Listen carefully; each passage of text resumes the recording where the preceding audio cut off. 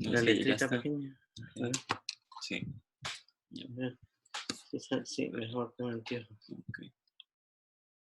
Ajá.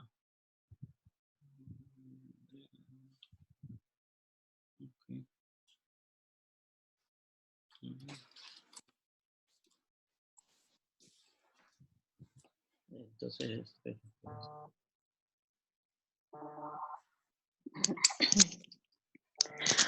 Buenos días a todos, mi nombre es Andrea Durón y es un gusto tenerlos acá.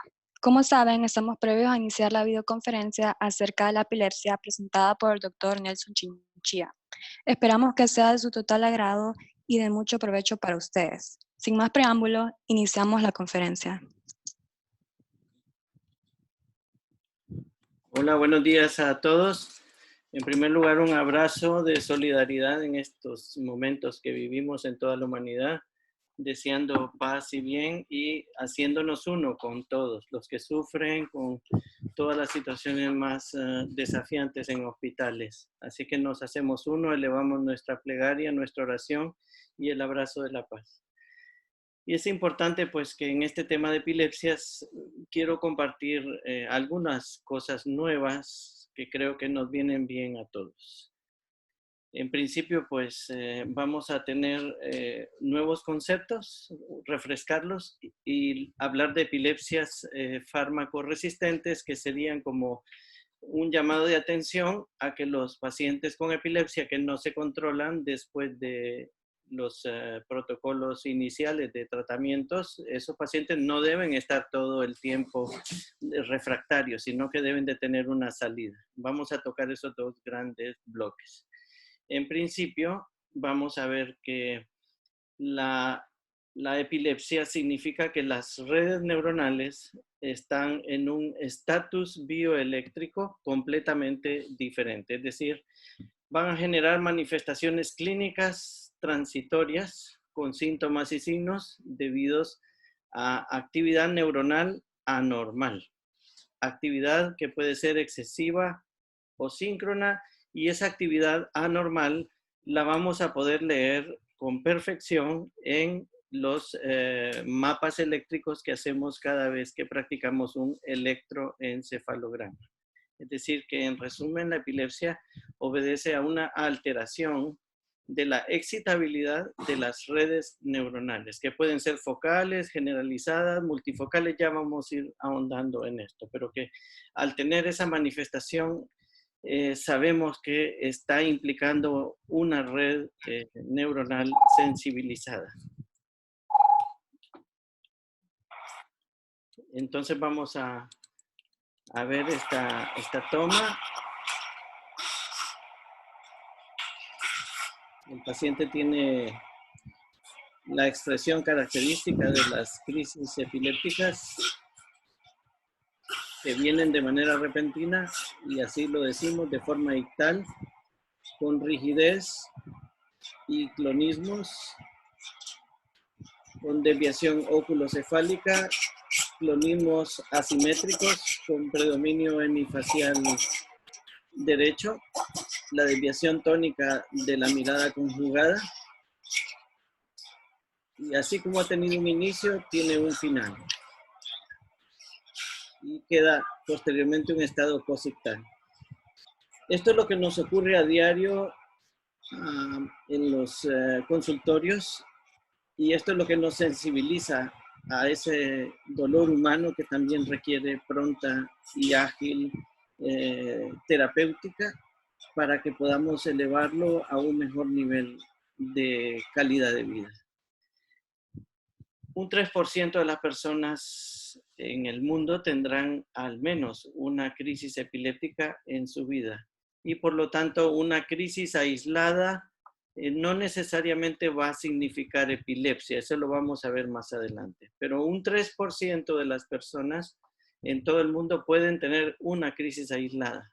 Creo que Ronaldo, el exjugador del Real Madrid en el Mundial de 1998 en Francia, tuvo una crisis convulsiva aislada.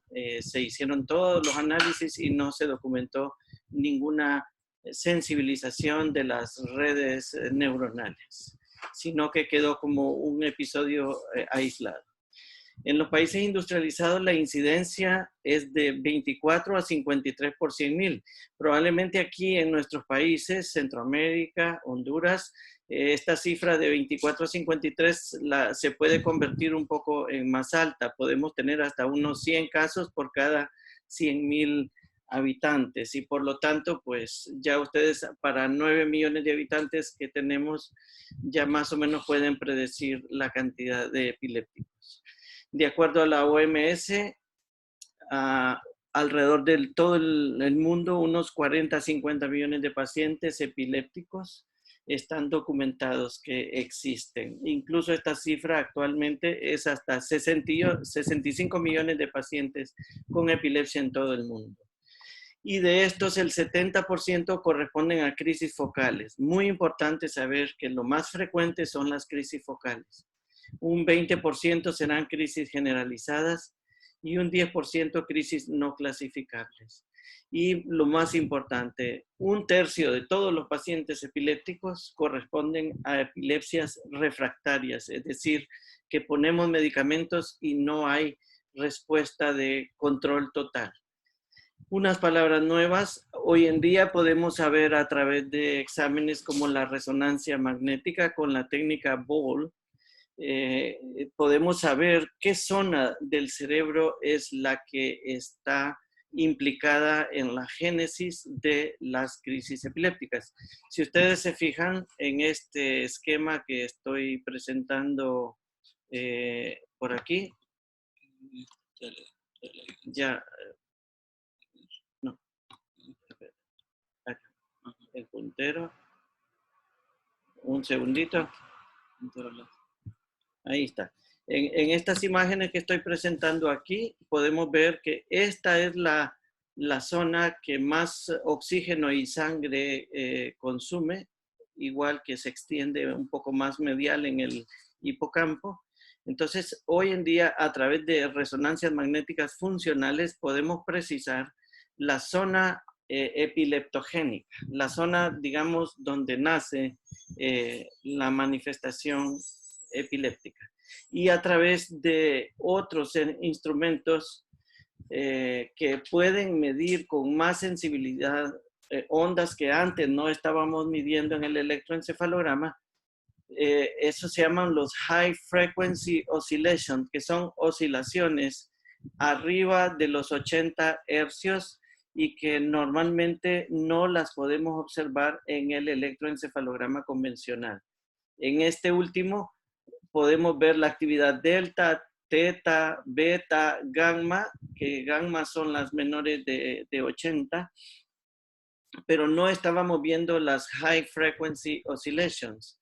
Y estas son las que nos dan alta precisión para localizar con electroencefalogramas especiales, localizar si la zona donde las estamos viendo corresponden exactamente a la zona que estamos encontrando en la resonancia magnética. Si el match es 1 a 1, el nivel de coherencia o de concordancia es exactamente el mismo, entonces podemos asegurar que la zona de inicio de ataque, la Seizure Onset Zone, es exactamente el sitio que estamos señalando. Entonces hoy podemos ser capaces de encontrar la zona epileptogénica. Más técnicas modernas que vienen con la resonancia funcional optogenética, que se utiliza un rayo especial de luz que se procesa en imágenes que se obtienen por resonancia magnética. Hoy incluso vamos a poder ver redes neuronales específicas, incluso poblaciones de neuronas glutamatérgicas, de neuronas excitadoras o neuronas que estén en la zona problema, vamos a estar siendo capaces de interactuar con la red enferma, la red o la red neuronal epileptogénica. Entonces, no nos alejemos de todas esas técnicas de resonancia funcional por optogenética, de la resonancia por Ball, de las high frequency oscillation, que esto pues no es ciencia ficción, sino que dentro de nada va a estar más disponible para todos nosotros y es importante no quedarnos en la era, digamos, muy básica que ha supuesto la tomografía y el electroencefalograma convencional. Entonces la epilepsia significa hiperexcitabilidad de las redes neuronales, que esas redes han cambiado el patrón y han puesto al cerebro en modo hiperexcitable. Y que el cerebro entonces puede presentar crisis que pueden ser convulsivas o no convulsivas. De eso también vamos a hablar. Pero lo importante es saber qué significa que el cerebro ya cambió su estatus bioeléctrico de equilibrios y de armonía y ahora tiene una hiperexcitabilidad que lo vuelve propenso a provocar ataques recurrentes de epilepsia. Como dije, convulsivos y no convulsivos. Muchos pacientes pueden tener el fenotipo eléctrico sin haber manifestado la enfermedad. Por eso decimos que no significa necesariamente que el paciente tenga presente convulsiones. Y en un electroencefalograma ya podemos notar que aparecen las descargas bioeléctricas, entonces sabemos que ese paciente tiene un riesgo potencial tarde o temprano a desarrollar la enfermedad. Igual que personas que se han quedado controladas con medicamentos y no han vuelto a tener síntomas, al hacerles el electroencefalograma, el seguimiento de su comportamiento bioeléctrico cerebral, vemos que si ese paciente tiene 10 años sin crisis, pero electroencefalograma anormal mostrando hiperexcitabilidad y descargas paroxísticas epileptogénicas. Entonces, ese paciente, aunque tenga 10 años bien controlado, si el electroencefalograma está señalando el riesgo de recaída, si quitamos la medicación, tarde o temprano ese paciente va a recaer. Algo que me encanta es saber que antes que un paciente haya tenido sus primeras manifestaciones clínicas, que correspondería a esta zona en la gráfica, esos pacientes tienen anomalías epileptogénicas en las redes neuronales. Pueden tener esas anomalías, pero no tener expresión clínica. Se tienen que sumar una serie de factores que le vamos a llamar precipitantes, por ejemplo, sobrecarga de estrés psicológico, de estrés laboral, reducción de horas de sueño, un patrón de alimentación inadecuado o sobrecarga de estimuladores, que hoy en día pues es fácil ver cómo muchas personas hacen abuso de la cafeína. Yo he sido un promotor maravilloso de la cafeína, pero el abuso que se utilizan en muchos gimnasios para mantener ciertos perfiles de energía y otras sustancias que se utilizan para sobreexcitar el cerebro. Por ejemplo, muchos estudiantes para poder estudiar sus lecciones previas al examen de mañana, utilizan derivados del metilfenidato, utilizan derivados anfetamínicos que son estimulantes, son excitadores de las redes neuronales. Entonces, si agregamos trasnochar, que sería reducir horas de sueño, que el cerebro tenga estimulantes cerebrales que lo sobreexcitan, que la condición del estrés subió, el pánico, el miedo a que fallemos en alguna labor o tarea, o pasar en una condición continua de estrés, hace que se sumen esos factores precipitantes, y si ya teníamos alguna predisposición epileptogénica, para que se manifestara, un buen día sobreviene y se descargan las redes en paroxismos de descargas de potenciales de acción que se traducen clínicamente como la primera convulsión que vimos al inicio en el niño. Y entonces ya hablamos de que el paciente bajó el umbral epileptogénico y ya está facilitado para que se repitan más crisis en el tiempo.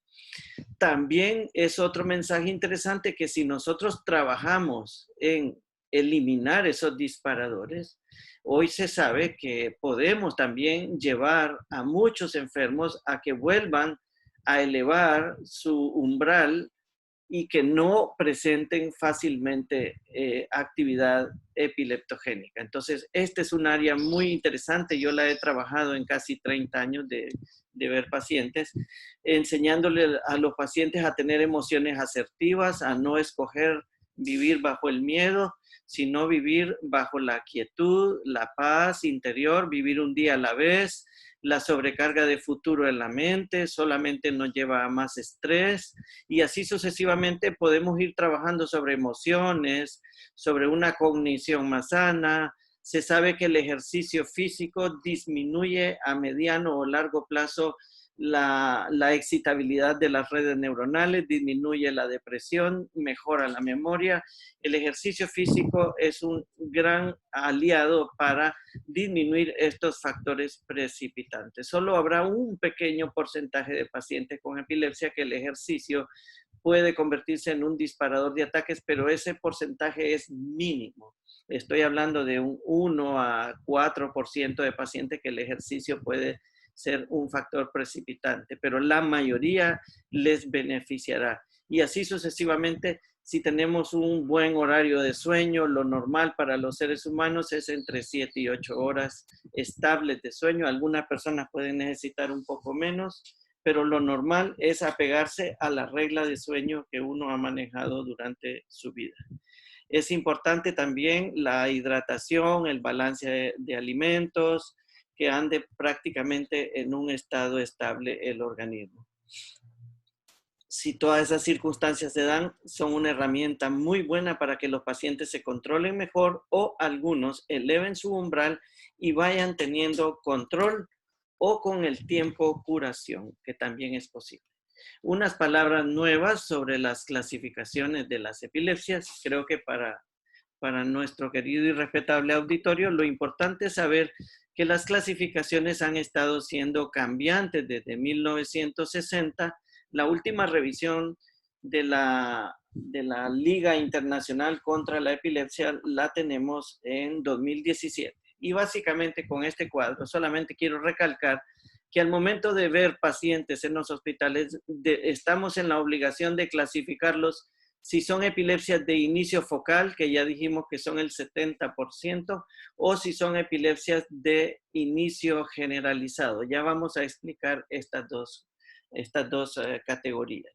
Pero en principio, un paciente que tiene crisis focales, por ejemplo, puede ser un paciente que está consciente durante todo el ataque. Es decir, que él puede contar que repentinamente siente un olor, que repentinamente siente una experiencia de miedo, o que nota una luz inusual que nadie más ve, y que cuando es inicio focal con conciencia normal, el paciente puede relatar ese minuto o 2 minutos que le sobrevino la crisis epiléptica. Pero hay pacientes que pueden tener pérdida de la conciencia y quedarse completamente idos. Malamente se ha llamado ausencias a estas cosas, sino que lo correcto decir hoy es paciente que pierde la conciencia de manera repentina. Y al hacerle el electroencefalograma vemos que hay una pequeña zona del cerebro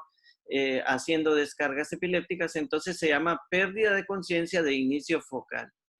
Si en el paciente mismo que se queda ido vemos que en el electroencefalograma desde el inicio se producen descargas generalizadas, entonces se llama pérdida de conciencia de inicio generalizado, como lo son el petit mal con las descargas de 3 hercios de punta onda generalizada. Entonces es importante para todos los médicos saber si la epilepsia es de inicio focal o si es una epilepsia generalizada. ¿Por qué? Porque los medicamentos que funcionan para estas epilepsias normalmente no funcionan para estas. Y al contrario, muchos pacientes que toman medicaciones para crisis focales más bien pueden empeorar las crisis generalizadas. Entonces, esta clasificación es bien importante, pero para ustedes es no más decir si es una epilepsia focal seizures o generalized seizures. Es importante. Y esta clasificación exige una buena historia clínica y una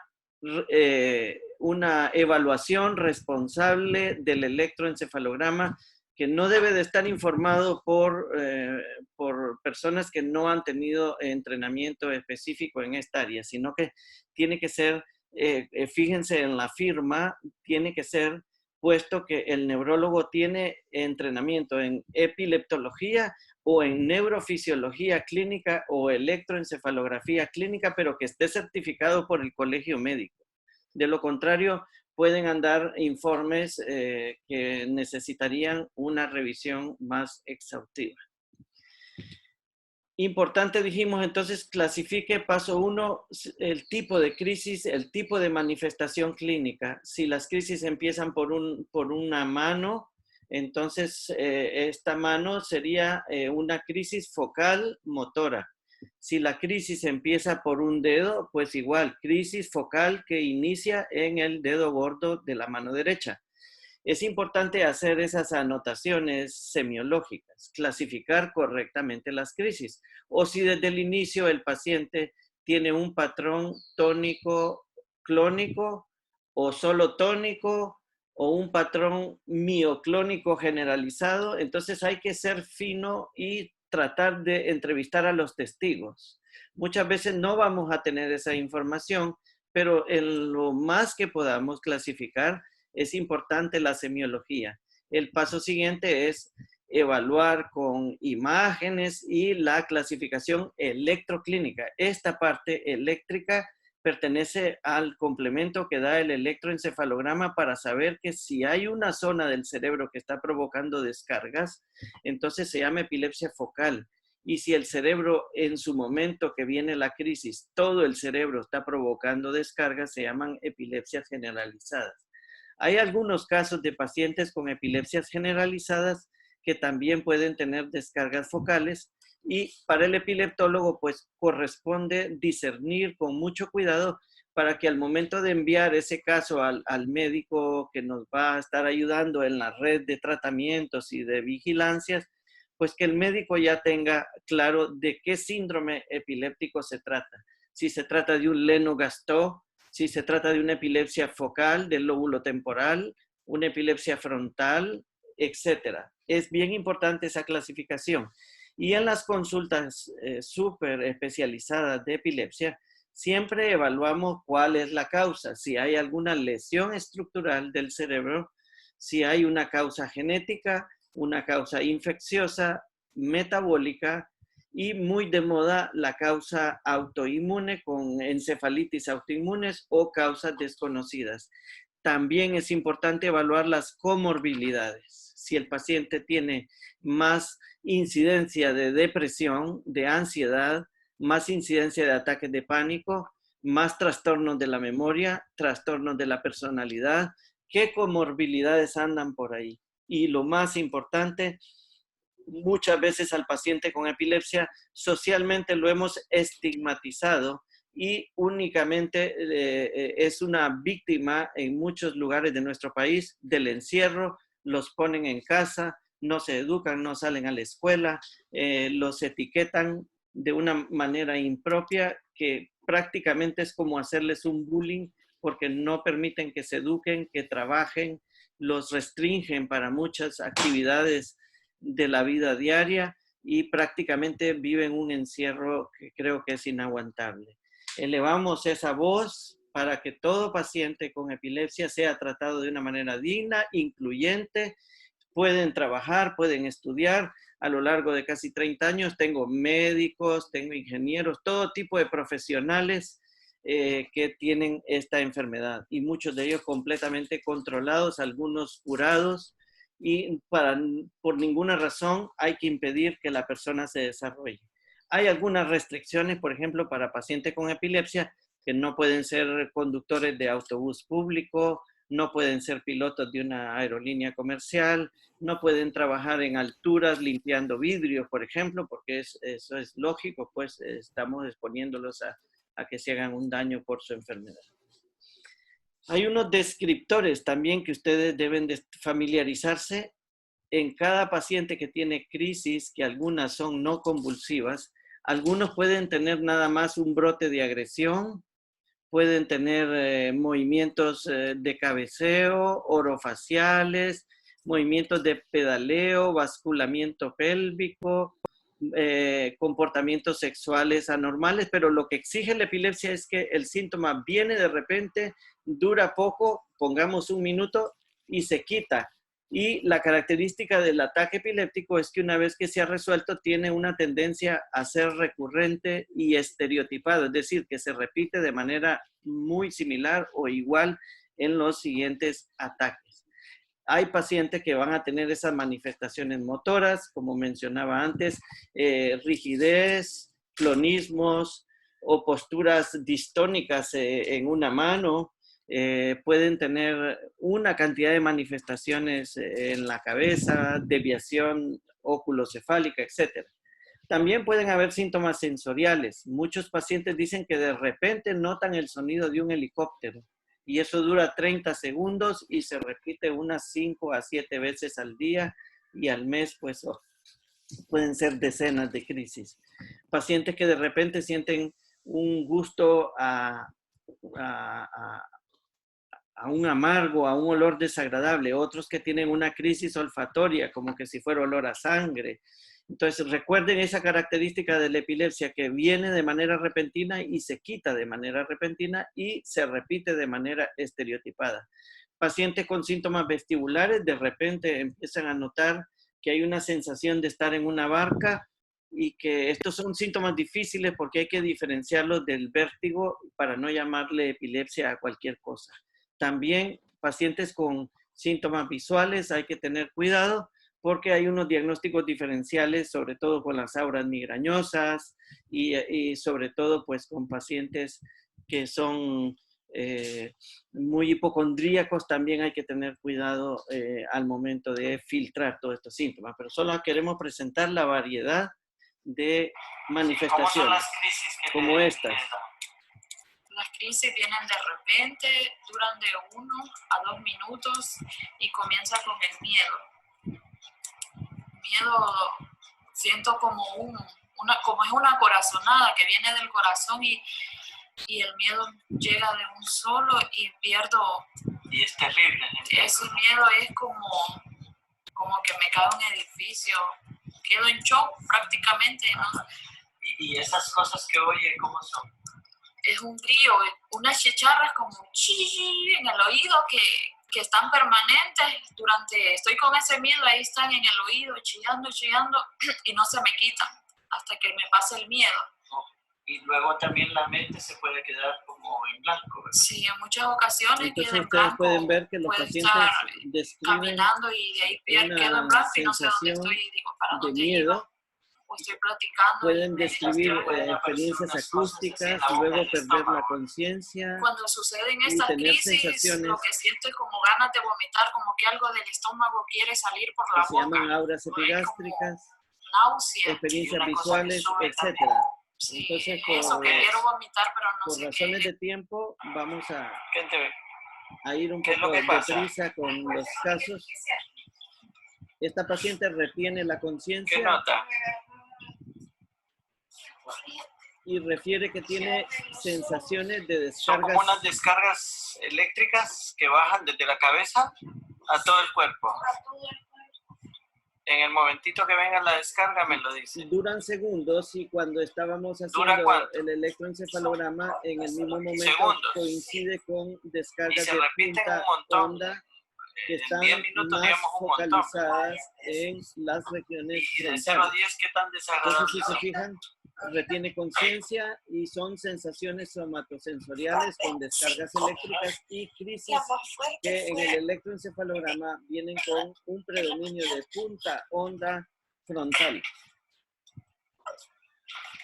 Muchas veces si vemos a estas pacientes en las urgencias de hospitales, pues dirían que tiene alguna manifestación psiquiátrica si no somos cuidadosos en Y no hacer pierden una el buena conocimiento. historia.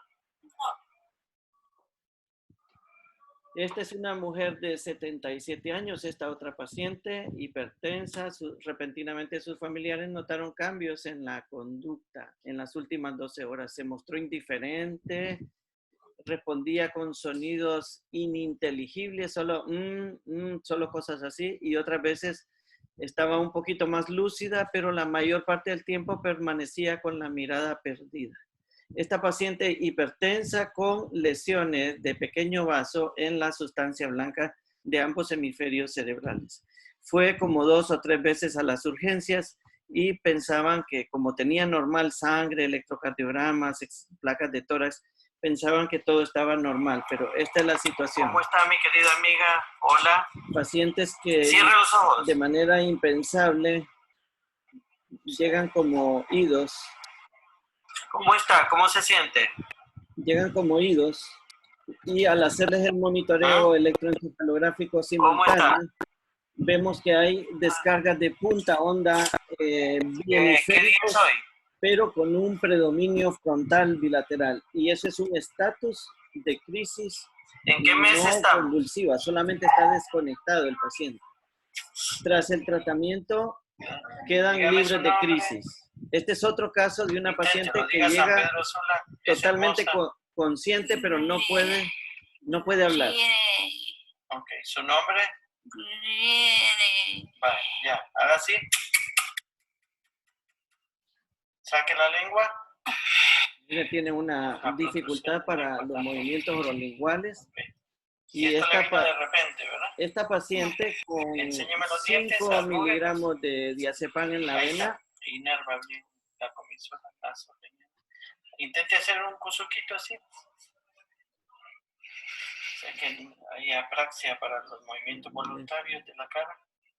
Cierre los ojos. ok, entonces mire ahora Ábralos. al ponerle la Esta medicación,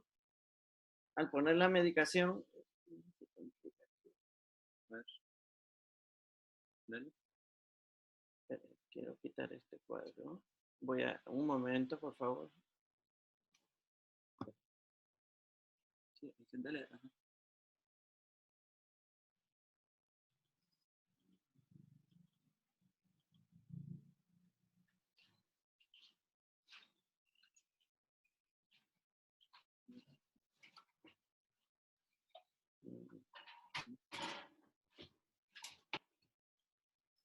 Ok.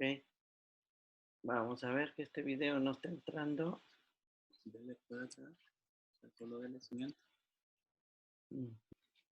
Bueno, al ponerle los 5 miligramos de... Vamos a ver. Dígame. Aquí no lo pongo. Ok, al poner los 5 miligramos de diazepam, inmediatamente recuperó el habla. La mirada la pueden ustedes ver más viva, más conectada y recuperó completamente. Esas son las crisis que se llaman de speech arrest, bloqueo del lenguaje, que es otra forma de epilepsia que debemos de tener cuenta en las urgencias. En esta segunda parte, que es interesante mostrarla, voy a poner en esta segunda parte, quitarme En esta segunda parte voy a mostrar nada más una revisión rápida de las epilepsias fármaco-resistentes, que son aquellas en las que 2 o más medicamentos, habiéndolos utilizado correctamente, si es para epilepsia focal, para epilepsia generalizada, si esos medicamentos bajo un tiempo no mayor a 18 meses, 2 años máximo, si no controlaron en monoterapia o en combinación, entonces estamos hablando que hay una falla terapéutica y que probablemente estamos enfrente de una epilepsia fármaco resistente. Esa epilepsia, vamos a ver las características, va a tener más tasa de trastorno afectivo, más alteraciones psicológicas, por ejemplo, propensión a depresión, ansiedad, alteraciones en el control de impulsos, más alteraciones de la cognición, que estaríamos hablando de básicamente de la memoria, la fluencia en el lenguaje, etcétera. Y estaríamos hablando de que son pacientes más expuestos a múltiples medicamentos y por lo tanto más efectos adversos. Se trata entonces en estos pacientes de entender que se han cronificado los mecanismos que perpetúan o mantienen la epileptogenicidad, es decir, la tendencia a que estas redes estén excitables. Si estos pacientes están excluidos, van a estar más tensos, más nerviosos, van a estar con problemas económicos y muchas de las recaídas es porque dejan de tomar las medicinas y eso hace que se vuelvan más excitables las redes, se cronifique más la epileptogénesis y que las crisis se vuelvan cada vez más difíciles. Mucho de esto nos ocurre en Latinoamérica y sobre todo en nuestros países, que los pacientes están con muy poca medicación y muy poca asistencia económica para enfrentar todo el reto que supone esta enfermedad. Por eso los vemos progresar, empeorar a pesar de las medicaciones. Pero las noticias son importantes. Identifiquemos el paciente que no se controla con 2 o 3 medicamentos. Hagamos la clasificación. Si se trata de una epilepsia focal, por ejemplo, quiero compartir los pacientes de epilepsia del lóbulo temporal, que en el electroencefalograma podemos ver con claridad un foco que estoy mostrando aquí, donde están las descargas eléctricas y que representan a una alteración a nivel del lóbulo temporal, en el circuitos hipocampo amigdalinos. También podemos encontrar con frecuencia pacientes con epilepsia del lóbulo frontal, que estas también es importante mantenerlas a la vista, pero las más comunes las vamos a ir revisando con cuidado. Estos pacientes que ven aquí en este modelo de crisis de punta onda generalizada son los pacientes que tienen ausencias y pertenecen a las epilepsias generalizadas. Es decir, que no hay un foco como este, sino que el cerebro todo tiene descargas al mismo tiempo que son síncronas y que vienen de una manera repetitiva y con mucho voltaje, mucha intensidad. Entonces, tenemos que llevar un diario en los pacientes, preguntarles qué tipo de crisis tienen, no solamente estar contabilizando las crisis generalizadas, sino que también contabilizar las crisis no motoras, las crisis focales, las que se queda ido, contabilizarla, porque si tiene bonito control en las crisis tónico-clónicas generalizadas, pero no tiene control en las crisis en donde se queda ido y pierde la conciencia y se queda inmóvil un minuto, estas crisis también pueden ser devastadoras. Entonces necesitamos un diario para saber exactamente la estadística mensual del paciente o semanal, para poder saber si un medicamento funciona o no funciona. Entonces, muchos niños también que ya desde los estudios que les hacemos tienen malformaciones congénitas como la hemimegalencefalia, el síndrome de Sturge-Weber o las encefalitis de Rasmussen. Todas estas, si las identificamos, no necesitamos esperar tanto tiempo. Si el niño está refractario 3 meses, 4 meses, 6 meses que no responde a nada, podemos buscarle una salida no medicamentosa que puede ser la cirugía, uso de estimuladores del nervio vago o estimulaciones de redes neuronales para controlar su epilepsia. Entonces, también tener en cuenta que el tiempo puede ser menos, la farmacoresistencia en niños puede ser menos. Una nota también para recordar que las definiciones de estatus epiléptico cambiaron para los pacientes que tienen crisis tónico-clónicas.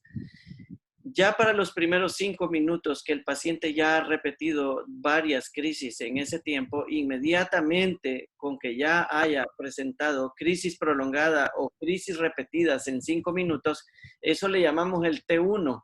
Y en ese T1 es el mejor momento para tratar de comenzar el tratamiento, es decir, las benzodiazepinas endovenosas o en la mucosa nasal, oral o en supositorio rectal en niños, y la infusión de medicamentos como la fosfenitoína, antiguamente la fenitoína, o medicamentos como el levetiracetam u otros medicamentos como el ácido valproico también pueden ser infundidos en este tiempo. Pero lo que estamos tratando de decir es que no dejemos pasar más de 30 minutos, porque aquí es donde hay más daño neuronal, más fenómenos que van a tener consecuencias al futuro. Esto es para las epilepsias, esta barra azul, para las epilepsias convulsivas. Para las no convulsivas, ya con un paciente que nos llegue desconectado y que ha tenido varios episodios en menos de 10 minutos, ese es el tiempo 1. Y que aquí ya debemos de poner en marcha el mismo protocolo de tratamiento endovenoso para el estatus no convulsivo. Y de preferencia, antes que haya pasado 1 hora, tener el control del paciente. A diferencia de los convulsivos, si en media hora no obtenemos control, inmediatamente activamos el protocolo de sedación, intubación y controlar lo más pronto las crisis para no caer a la fase 3, donde hay más daños potenciales. Entonces, estos son los estadios del estatus que son nuevos para refrescarlos. No hay que estar esperando los 30 minutos para decir todavía no es un estatus, sino que ya con esos tiempos que señalé antes, estamos entrando más temprano al estatus. Unas palabras para recordar las causas que dije autoinmunes, que en neurología pues siempre sabemos si un paciente que no se controla, que es refractario, si es portador de alguna encefalitis autoinmune que puede ser no paraneoplásica o paraneoplásica. Y que si es portador de anticuerpos que van a venir a afectar la membrana neuronal o van a afectar, el citosol de la neurona. Entonces, en la resonancia, nosotros podemos ver las marcas o las sugerencias que por el tipo de imágenes que veamos podemos estar sospechando una encefalitis autoinmune, como este caso, que es un paciente que tiene, o diferentes pacientes, unos que tienen anticuerpos contra el AMPA, que son receptores no metabotrópicos o ionotrópicos que pertenecen al glutamato, si tienen anticuerpos contra el GABA-B o el GABA-A, o anticuerpos LGI1, que son muy reconocidos actualmente. Importante también en pacientes que no se controlan, siempre hacer la pregunta, ¿es una verdadera epilepsia o tiene otra cosa?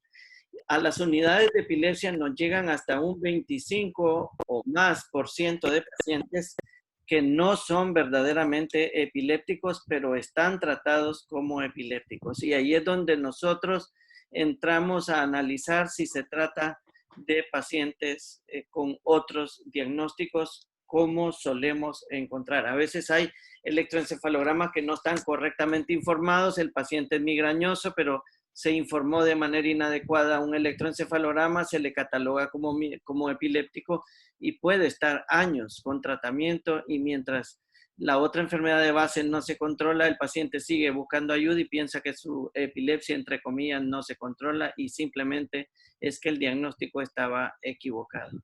Entre otras enfermedades, la lista es larga, pero en las unidades de epilepsia siempre estamos pendientes, y este es otro de los casos comunes. Aquí ustedes en el electroencefalograma pueden ver una descarga de polipuntas y ondas lentas, que son estas más grandecitas y gorditas. Estos pacientes muchas veces vienen con medicamentos para epilepsias focales y vienen sin control clínico. Nomás hacemos la evaluación electroclínica correcta, identificamos que este caso se trata de un paciente de epilepsia mioclónica juvenil y que el medicamento estrella, el número 1 que lo va a controlar, es el ácido valproico, y tal vez venía con medicamentos incorrectos. Cuando ponemos la pauta de ácido valproico, a la siguiente consulta el paciente dice, se fue la epilepsia, estoy controlado. Todos esos casos pasan y por eso hay que trabajar en equipo. Muchos pacientes que tenemos que seleccionar pues son así. Primero, una buena historia clínica. Muchos de ellos nos van a contar síntomas raros, como esta paciente de 43 años que describía unos sonidos de helicóptero, ya sea por el oído derecho y otras veces por el izquierdo. Y llevaba como 3, 4 años peregrinando por múltiples médicos. Al final estaba tratada por psiquiatría como trastornos psicosomáticos, la habían deprimido porque ella no encontraba respuestas. Tenía 9 a 10 episodios de 1 minuto de crisis con sonido de helicóptero. Cuando hicimos el electroencefalograma vimos que se trataba de una epilepsia del lóbulo temporal con un foco de puntas temporales medias izquierdas. La resonancia magnética no mostró ninguna lesión, pero inmediatamente la clasificamos como epilepsia del lóbulo temporal izquierdo. Se puso medicación para crisis focales, para mujer joven con crisis focales y el control ha sido espectacular. Ya tiene 3 años, trabaja tranquila, hace todas sus cosas y ya no tiene el estigma de antes que todos la veían rara como la que se quejaba de cosas que nadie entendía. Entonces solamente termino con unas palabras en esta pequeña fase de medicamentos, que tenemos medicamentos de primera generación, de segunda, como estos, y de tercera generación. En muchos hospitales de Honduras todavía estamos en 1912 usando fenobarbital y estamos en 1936 usando fenitoína y estamos en 1967, 68 usando el ácido valproico. Estos 3 medicamentos que mencioné son altamente teratogénicos y si los usamos en mujeres jóvenes, entonces vamos a estar elevando el riesgo de producir anomalías congénitas como el paladar hendido, las cardiopatías congénitas, el mielomeningocele, etcétera. Ahora, en la actualidad, también tenemos medicamentos que pueden ser teratogénicos, pero que la lista moderna, como el levetiracetam, medicamentos como la motrigina, la oxcarbazepina y algún otro por ahí que se me escapa, que pueden ser perfectamente utilizados. Somos los que más hemos usado en estos 30 años de experiencia en embarazo y epilepsia. Y si seguimos las reglas del juego, los pacientes toleran perfectamente y los bebés que han nacido en todo este periodo no hemos tenido malformaciones. Pero en el manejo normal de nuestros países estamos incluyendo estos medicamentos y dándoselos a mujeres jóvenes. Y sin saber pues que existe toda una línea de medicamentos que podemos usar en epilepsia y embarazo y así proteger a nuestros futuros bebés. Estos medicamentos, a diferencia, tienen menos efectos adversos, tienen más especificidad en el mecanismo de acción y pueden tener más fuerza para el control de la epilepsia. Entonces, esos son los mecanismos diferentes a través del sodio, del potasio, a través del GABA, de la GABA transaminasa de enzimas, a través de receptores ionotrópicos del glutamato como el AMPA.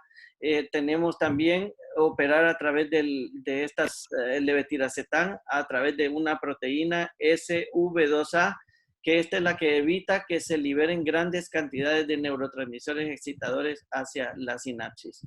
También el perampanel, que actúa sobre los receptores AMPA, y muchos otros que son los clásicos actúan sobre los receptores de sodio, y en el sodio hay receptores que pueden modificarse por un bloqueo rápido o un bloqueo lento del receptor. Aquí estamos utilizando para la inactivación lenta la eslicarbazepina, que es el Sevinix, que es un medicamento que lo tenemos en el mercado, y estos son oxcarbazepina, este es el famoso Tegretol, la carbamazepina, La fenitoína pues es muy conocida, el Lepamín o Dilantin de siempre. Entonces los mecanismos que tenemos pueden ser a través del calcio, del sodio, del potasio, del glutamato, del GABA. Entonces los tratamientos tienen que ser inteligentes. No tenemos que ponerle a un paciente varios medicamentos que tienen el mismo mecanismo de acción. Podemos hacer un enfoque multimecanicista mejor diseñado para bloquear diferentes vías del potencial de acción. Un ejemplo lo tenemos en la hipertensión, que también usamos diurético, usamos inhibidores ECA, usamos calcio antagonistas. Entonces, esa sinergia en epilepsia no está del todo validada. No existe una combinación que yo les pueda decir que la ILAE la avala, pero que en el enfoque nosotros tratamos de hacer ese razonamiento de poner medicamentos que bloquean el calcio, que bloquean el sodio, pero al futuro, al poder clasificar la genética, las bases biomoleculares de la epilepsia, vamos a saber que una epilepsia del lóbulo frontal va a ser porque tiene alteraciones en los canales de sodio, de voltaje dependientes, o algunas epilepsias van a ser más orientadas a alteraciones en los canales de calcio. Entonces los medicamentos van a ser más específicos para estas canalopatías que ya están bastante habladas hoy en día. Entonces los pacientes que no se controlan de sus crisis, que ya pasaron esos 18 meses, máximo 2 años, tenemos que saber que esos pacientes, si no les damos una salida para las consultas especializadas de epilepsias, van a tener la tasa de SUDEP, van a tener incrementada esa tasa. SUDEP quiere decir muerte súbita en epilepsia, sudden death in epilepsy.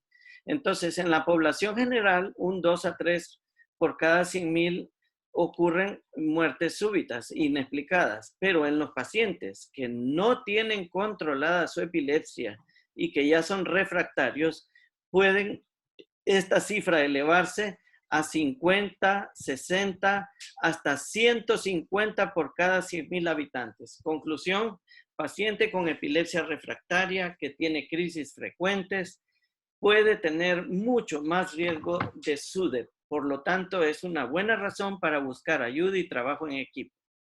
En el mundo, las epilepsias refractarias son 1/3.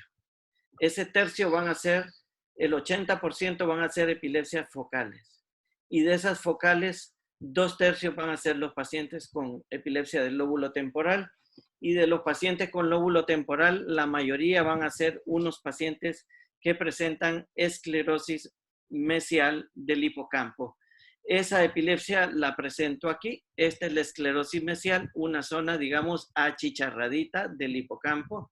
Toda la anatomía del hipocampo se altera y se produce gliosis, inflamación reactiva y se acentúan los fenómenos de neurodegeneración. Entonces, en la resonancia debemos de evaluar los hipocampos y si vemos que un paciente tiene en el electroencefalograma descargas focales del lóbulo temporal izquierdo, por ejemplo, y que en la resonancia tiene atrofia y esclerosis del hipocampo y que clínicamente no se controla con los medicamentos apropiados en las dosis apropiadas, ese paciente hay que referirlo a la unidad de epilepsias dirigidas siempre por neurólogos, nunca por cirujanos. Siempre el neurólogo clínico con alta especialidad en epilepsias es el responsable de hacer el diseño, qué pacientes van a cirugía y cuáles no.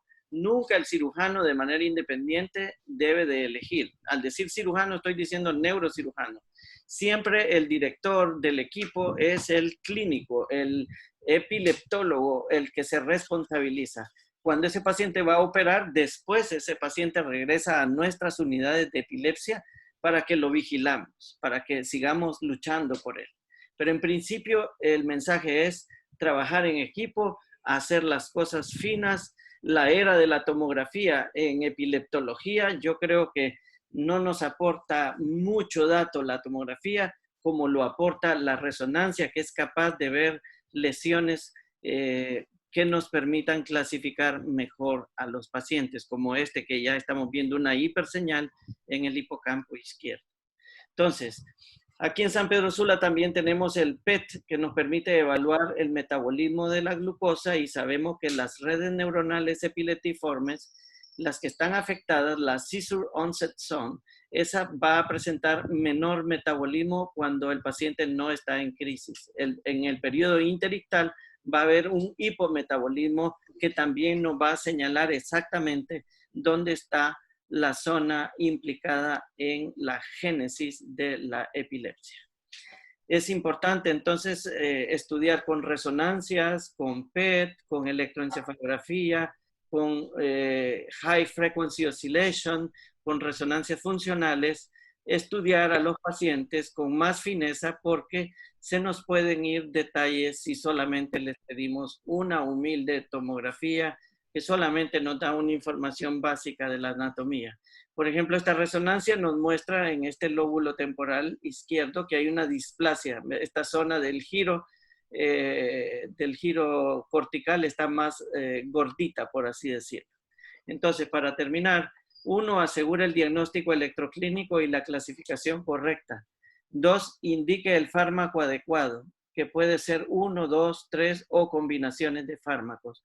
No sobrepase 2 años intentando controlar las crisis. Evalúe siempre integrando la resonancia. La tomografía puede venir como un dato muy básico, pero el que tiene más profundidad es la resonancia, tanto en adultos como niños. El seguimiento también neuropsicológico para detectar fallos en la memoria, documentarlos de una manera muy ordenada y muy fina, pues igual, neuropsicólogos.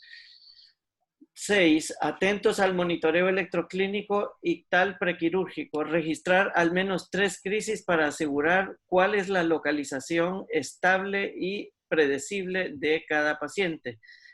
Tener resonancias en 3D, BOL, el PET, también son herramientas que utilizamos. Detección interictal de high frequency oscillations y hacer el correlato si la zona que estamos encontrando en el electro se corresponde exactamente con la zona de la resonancia, si hay coherencia o si los datos están dispersados. Estudiar neuropsicológicamente el área epileptogénica. Muchas veces sabemos que estamos en el área epileptogénica, pero que no podemos ir a operarla porque si operamos o resecamos ese trocito de cerebro, podemos hacerle daños neuropsicológicos al paciente. Y por eso muchas veces sabemos dónde está, pero a veces no podemos mandar a operar al paciente porque le podríamos provocar daños.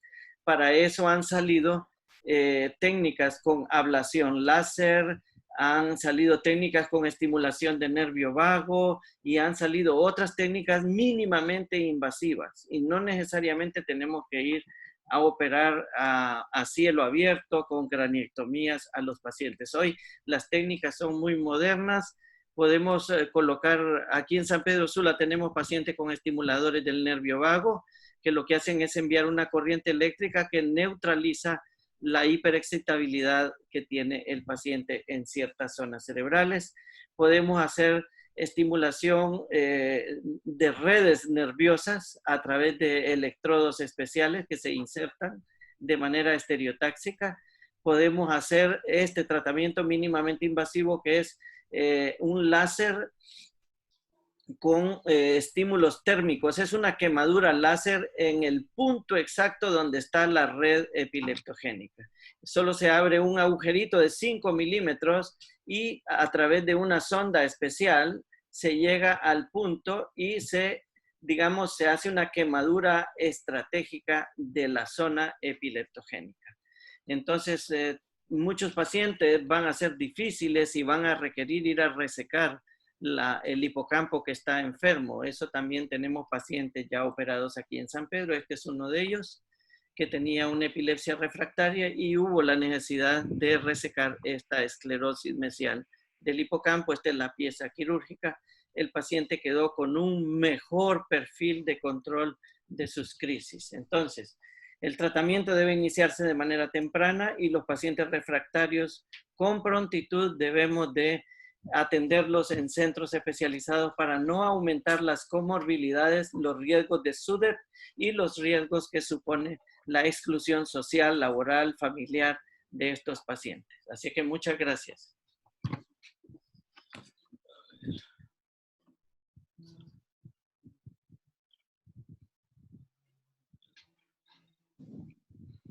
Para las preguntas, pues... muchas gracias, doctor Chinchilla, por su tiempo y su excelente explicación. Ahora vamos a proceder a una serie de preguntas. Ok, aquí las tengo yo. Bien, entonces, ¿cuánto tiempo debe pasar desde la última crisis convulsiva para poder retirar los medicamentos en un paciente controlado? Perfecto. Se habla entre 2 y 5 años. Cuando hablamos de epilepsia no hablamos de un solo tipo, ¿no? Que hay que ver epilepsia lóbulo frontal, epilepsia mioclónica juvenil, ausencias infantiles. Hay que ver en frente de qué síndrome estamos. Pero el pecado que no hay que cometer es que al momento de retirar la medicación combinamos varias cosas. Uno, que el paciente en un periodo de 2 a 5 años no haya vuelto a tener absolutamente ninguna crisis clínicamente detectada. Y número 2, persistencia en la normalidad de los electroencefalogramas. Si el paciente, por ejemplo, tiene 5 años sin crisis, pero el electroencefalograma muestra que las redes eléctricas del cerebro están produciendo descargas epileptogénicas, entonces ese paciente está controlado pero no curado. Pero si el paciente tiene 5 años sin crisis y múltiples electros a lo largo del tiempo, que el tiempo puede ser 1 año de estar haciendo un electro cada 6 meses, electros con provocación, con monitoreos de 2 horas, si de manera repetida tiene electros normales, ese paciente que tiene 2 a 5 años sin crisis, paulatinamente le podemos retirar la medicación, siempre se hace lento en un periodo de 6 meses a 1 año y siempre le hacemos hincapié en no volver a activar los factores precipitantes, es decir, que no se desvele, que no consuma alcohol, porque el alcohol es un excitador de las redes neuronales, que no tenga una vida ofuscada, sobrecargada, que no tenga emociones irascibles, mechas cortas que decimos aquí en nuestro país. Entonces, él tiene que seguir practicando unas normas que van a disminuir la excitabilidad cortical. Muchos pacientes de esos pueden quedar libres de medicación y yo ese proceso de retirada de medicación siempre aconsejo que la decisión no la tome el médico general, el neurocirujano, el internista, que no la tome de manera aislada porque sino que nos remitan esos pacientes para nosotros evaluar y tasar todos los riesgos y saber si podemos entrar a ese proceso. Y a nivel mundial sabemos que de todos los pacientes que han calificado que estaban aptos para retirar la medicación, hay un 4% que a pesar que todo estaba normal, pueden tener posibilidades de nuevas recaídas. ¿En qué caso las epilepsias tienen cura? Bueno, cuando son síndromes benignos edad dependientes. Por ejemplo, hay un grupo de epilepsias como la epilepsia rolándica en los niños, que esa solo se manifiesta con crisis focales en la noche, en niños que son de 8 añitos y que para la adolescencia ya no van a tener epilepsia rolándica. Entonces hay un grupo que son epilepsias edad dependientes, benignas de la infancia y que muchas de ellas se van a curar, van a desaparecer. Ok. ¿Hay preocupaciones especiales para las mujeres embarazadas con epilepsia? Sí, por supuesto.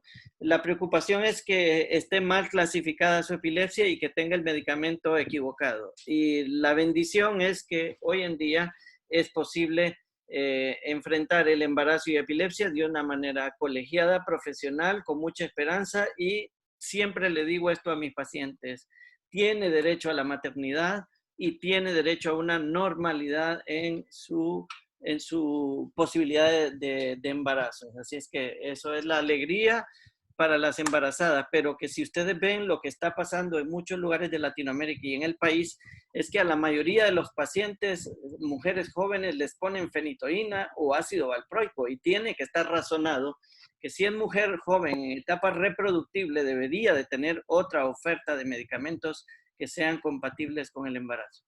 Okay. La pregunta, normalmente, ¿cuánto dura el periodo posictal? ¿Y puede el periodo posictal causar un daño al cerebro debido a la pérdida de conciencia? Sí, el daño posictal dura 1 a 5 minutos en la mayoría de los pacientes. Un grupito pueden tener periodo posictal prolongado, y el posictal nada más es una fatiga neuronal por las descargas que vinieron a raíz del ataque epiléptico. Lo que sí puede provocar daño es el estatus epiléptico, la crisis prolongada, pero una crisis breve no necesariamente va a provocar daño neuronal. La repetición de las crisis y el no control sí van a provocar trastornos de memoria, trastornos de personalidad, depresión, ansiedad y disminución en la cognición, en el rendimiento académico. Entonces, el mejor regalo para el cerebro con epilepsia es controle las crisis. De 10 pacientes tenemos la opción de que 7 se controlen de manera espectacular. ¿Qué medicamentos recomiendo para el estatus refractario? Sí, hay un protocolo que no voy a adentrarme en él. El estatus se clasifica en refractario y superrefractario. Si hay un estatus en el hospital, pues, y disponemos nada más de la fenitoína y una benzodiazepina, pues esas son las dos armas con las que se debe arrancar. Si el estatus no se controla en las primeras 24 horas, inmediatamente se activa otro protocolo especial que puede llevar esteroides, inmunoglobulinas, o inmediatamente buscar etiologías autoinmunes en los pacientes. Si a los 30 minutos no se controló el paciente, hay que intubarlo, dormirlo y bloquear las crisis. Pero al volver a despertar el paciente, vuelve con el estatus, entonces ahí es donde tenemos que ir a buscar encefalitis autoinmunes, encefalitis por anticuerpos que están afectando al NMDA, al complejo del canal del potasio, etcétera. Entonces, por eso se necesita el concurso de especialidades finas que aportemos un mejor manejo para estos pacientes, porque cuando se maneja de una manera uniforme, siempre es que convulsiona y que no se controla y que salió mal. Entonces se queda muy simplista el manejo del enfermo. Siempre el epileptólogo tiene mucho que aportar y una luz que dar para que cuidemos mejor el cerebro. ¿Qué efectos secundarios puede presentar un paciente tratado con carbamazepina? Bueno, es una dibenzazepina, la carbamazepina, y lo más común es somnolencia, visión doble, ataxia, y esto ocurre bastante porque normalmente el enfermo se titula de una manera muy brusca o violenta. Siempre en epileptología enseñamos que cuando el paciente no está en estatus, hay que titular la medicación de una manera gentil, igual cuando el avión asciende hasta una altura que le permita alcanzar su velocidad de crucero. Igual los medicamentos, igual los carros cuando los ponemos en marcha. Nunca debemos de iniciar la marcha de una manera brusca. Entonces la carbamazepina, si la iniciamos 100 miligramos en la noche durante 2 días, y luego 100 miligramos 2 veces al día por 5 días, y luego 100 miligramos en la mañana y 200 miligramos en la noche, de manera permanente, ahí nos quedamos quietos observando en 300 miligramos. Si el paciente se controla, ahí nos quedamos quietos y sin generar efecto adverso. Pero cuando le ponemos 400 miligramos de carbamazepina en la mañana y 400 en la tarde y lo despachamos a la casa, ese paciente llega con unas borracheras a los consultorios impresionantes. Lo mismo pasa con la fenitoína, que a todo el mundo le ponen una cápsula de 100 3 veces al día y lo despachan. Y lo mismo con el valpaquine o el ácido valproico. Le ponen 500 miligramos cada 8 horas. Llegan con unas borracheras impresionantes. Entonces el llamado es a titular, ser amigable, gentil, razonar bien, y el arte de la terapéutica pues tenemos que ir desarrollando. Okay. ¿Qué medicamentos anticonvulsivantes son de elección en pacientes pediátricos? Depende del síndrome epiléptico. Por ejemplo, en pacientes que tienen petit mal o epilepsia con ausencias de la infancia, pues el medicamento de elección es el ácido valproico. En segundo lugar, el levetiracetam. Y un pequeño grupo se pueden beneficiar con la lamotrigina, por ejemplo.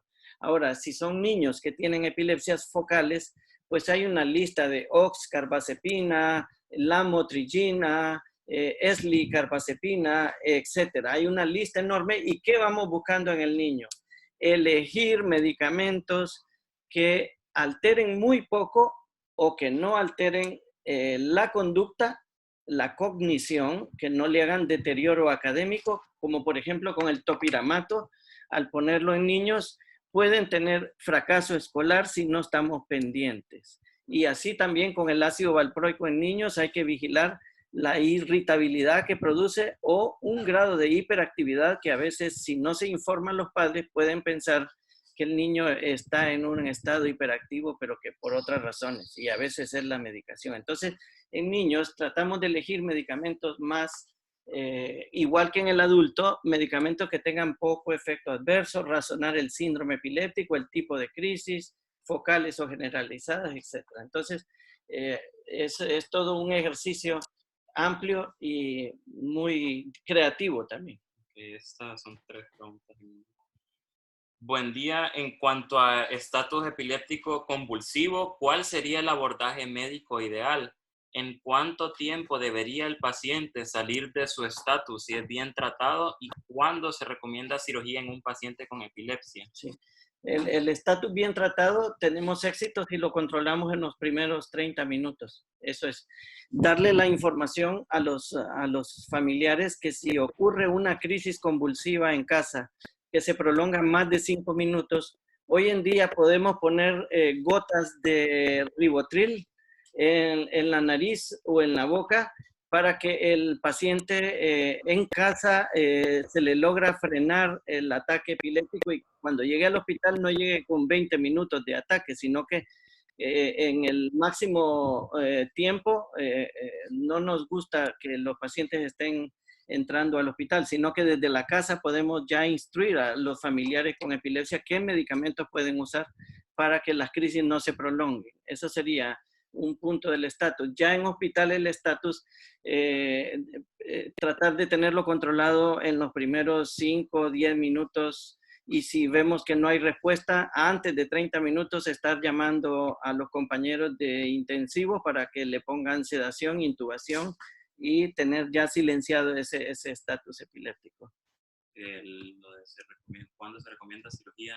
Sí, la cirugía dijimos que se recomienda primero clasificar que sea una epilepsia de origen focal y que después de una lucha de 18 a 24 meses de manera organizada, con un protocolo predecible, bien justo, exacto, entonces si no se controla después de 2 años, hay que considerar no solamente la cirugía de epilepsia, sino el implante de estimuladores de nervio vago u otras alternativas que tenemos hoy en día. Ok. ¿Cada cuánto se debe hacer seguimiento con resonancia magnética o electroencefalograma en pacientes que no han tenido crisis? No, en los que no han tenido crisis no hay que hacer ningún seguimiento. Si, por ejemplo, es un migrañoso que por accidente le encontraron descargas epileptiformes, entonces es ponerlo en contacto con la consulta especializada y ahí se discierne, por ejemplo, si se le da medicación para la migraña y no vuelve a tener ningún dolor de cabeza ni nada. Entonces solamente se le dice que no se desvele, que siga unas pautas de vida que mencionamos antes, que son las buenas prácticas, y no es necesario estar haciendo electroencefalogramas a cada momento. Se puede quizá repetir algunos si hay alguna duda de que haya tenido alguna manifestación diferente a la migraña. Pero que si son pacientes que no está justificado porque no hay síntomas clínicos, no es necesario estar repitiéndoles exámenes. No es correcto ni es ético. ¿Cómo podemos educar a los familiares de un paciente epiléptico durante una crisis sobre qué hacer en ese lapso? Sí, hay unas normas que ya están ahí en la web, en la OMS, hay unas normas. Ahorita para esta crisis del coronavirus, muchos pacientes van a estar trasnochados, se quedaron sin medicamentos y van a tener recaídas. Entonces, lo primero es no estarle metiendo cosas en la boca.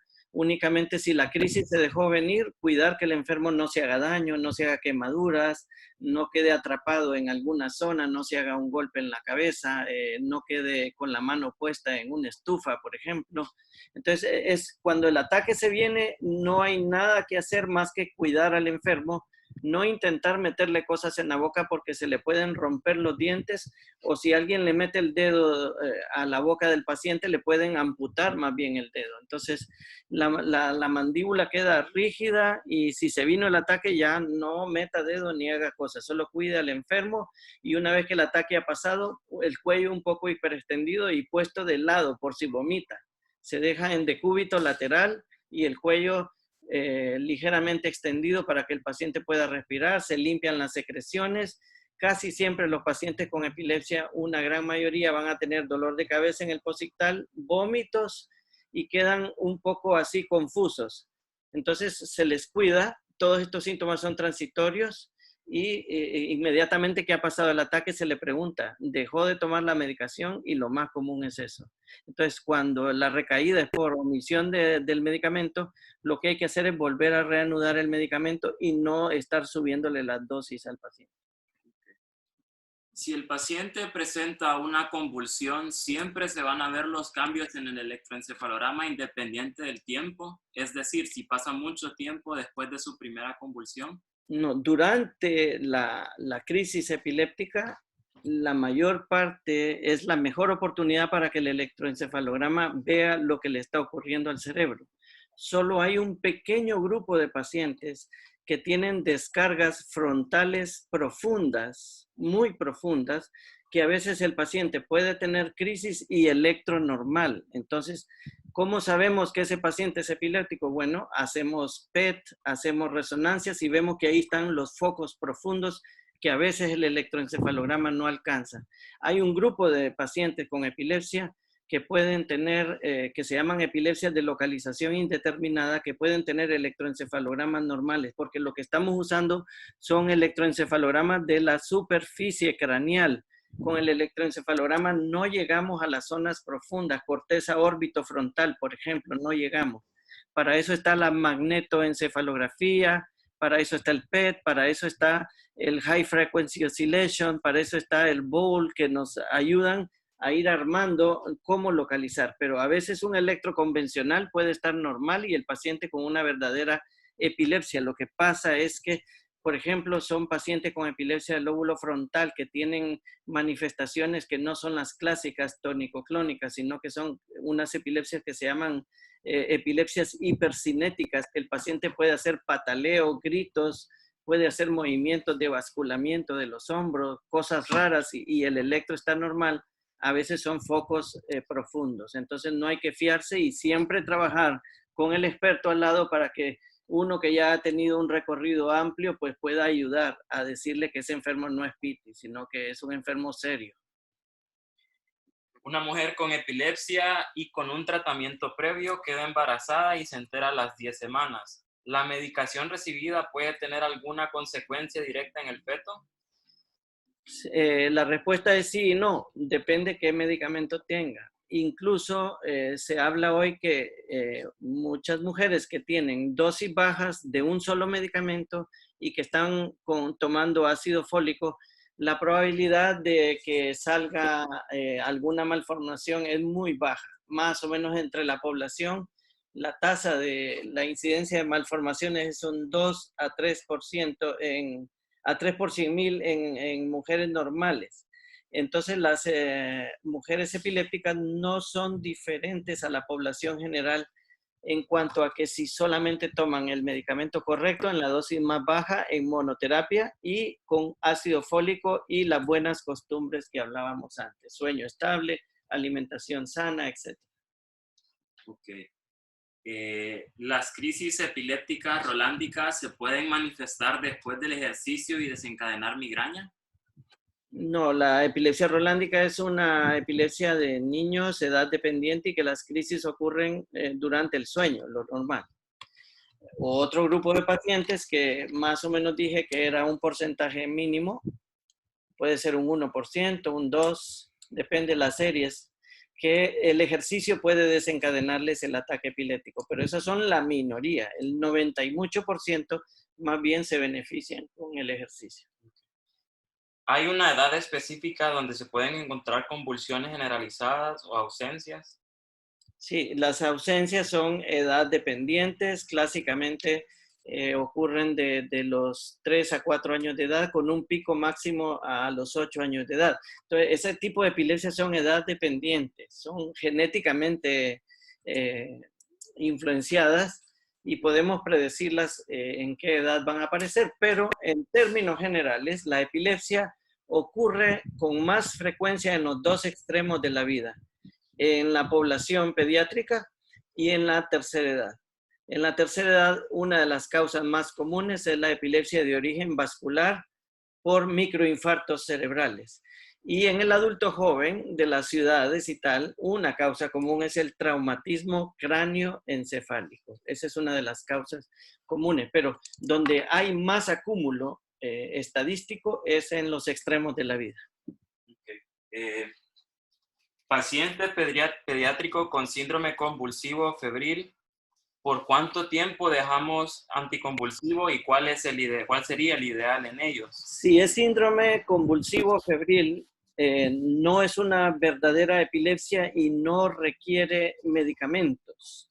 La mayoría de los pacientes con convulsiones febriles simples, es decir, es un niño por lo demás sano, que solamente ha tenido una crisis y que su desarrollo neurológico es bueno y que no hay ninguna lesión ni enfermedad de base neurológica asociada, ese paciente no debería de estar en tratamiento continuo.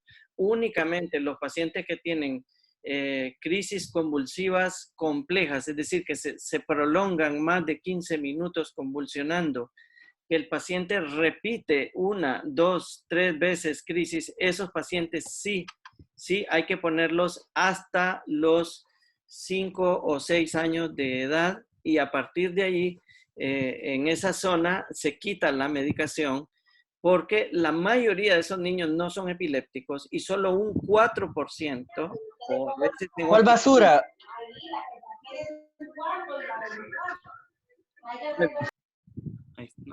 A veces solo un 4% de niños que tienen crisis febriles pueden llegarse a convertir en epilepsias del lóbulo temporal. Solamente un pequeño grupo de niños que tuvieron crisis febriles al futuro se pueden convertir en verdaderos epilépticos. Por tanto, resumo, crisis febriles, la mayoría no deben de estar tratadas más que el momento cuando el niño empieza con crisis. Se puede usar diazepam rectal, se pueden usar medicaciones de rescate en el momento de la crisis y que solamente los que tienen varias recaídas se deben de tratar hasta los 5 años de edad. La última pregunta. Los medicamentos que aumenten la actividad del GABA y los medicamentos que inhiban el glutamato, ¿estos se puede tratar la epilepsia con estos dos tipos de medicamentos o se debe seleccionar exclusivamente un grupo? Sí, como dijimos, al ir conociendo más las bases genéticas, biomoleculares, las bases neuroquímicas de las epilepsias, nos permitirá seleccionar con más precisión los medicamentos. Hoy por hoy utilizamos todas esas estrategias, bloquear al GABA A, al GABA B, bloquear al calcio, al sodio, modificar receptores de potasio, etc. Entonces, sí podemos usar todas esas combinaciones dependiendo del tipo de epilepsia que hayamos encontrado. Buenos días. Una paciente migrañosa con crisis de 3 a 4 por mes puede llegar en algún momento a ser una paciente epiléptica en el futuro. No, la respuesta es no, bajo ningún punto. Es decir que las bases biomoleculares, las bases neuronales, las bases neurológicas de la migraña son diferentes de la epilepsia. Entonces, solamente podrías convertirse en epiléptica si tuviera la predisposición genética como una variable independiente, pero por el hecho de ser migrañosa, hoy se sabe que no es un factor de riesgo para que desarrolle epilepsia. Gracias, doctor. Bueno.